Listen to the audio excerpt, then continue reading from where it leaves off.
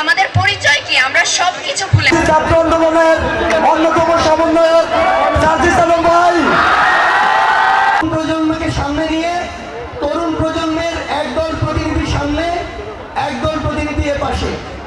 আমি কি ঠিক দেখতে পাচ্ছি? আমরা কি সবাই একটি সুন্দর বাংলাদেশ গড়ার স্বপ্ন দেখি কিনা?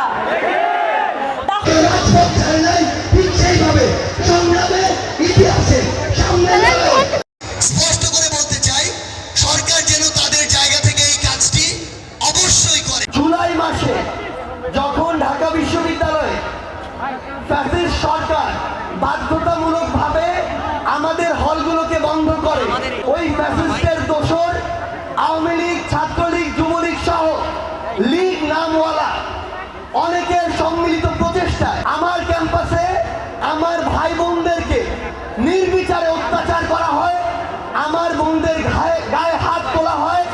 সংবিধানের যে বিষয়গুলো রয়েছে সেগুলো পরিবর্তন করা উচিত কিনা?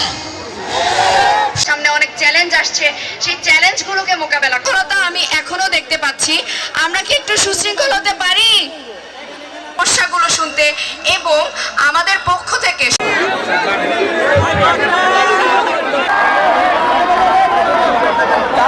তার জন্য এখনো আশেপাশে অনেকে বিশৃঙ্খলা করার চেষ্টা করছে। দিয়েছি তো রক্ত, রক্তের বন্যায়, রক্তের বন্যায় ভেসে যাবে অন্যায়।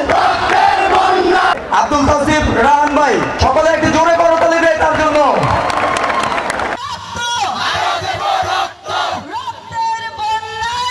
প্রিয় মুন্সিগঞ্জ, আমরা কথা শুরু করলে রোদ নেমে যাবে। আমরা আসলে আপনাদের কথা শুনতে এসেছি, আপনাদের সাথে কিছু কথা বলতে এসেছি। সামনে যারা কিংবা মঞ্চে যারা একই বয়সের সবাই, তাই কি না? এই জেনারেশনের সবাইকে একটু ধৈর্য ধরে থাকতে হবে। অনেক ধরনের অনৈতিক কাজ অর্জনের পর আমাদের বাংলাদেশটা এখন একটা ছাত্ররা সামনে ছিল বলেই এই দেশের প্রত্যেকটি শ্রেণীর জনগণ রাস্তায় নেমে এসেছে, সংহতি প্রকাশ করে আমাদের সাথে রাজপথে লড়াই করে গিয়েছিল, তাদেরকেও স্মরণ করছি। আপনাকে আমাদেরকে পেয়ে খুশি?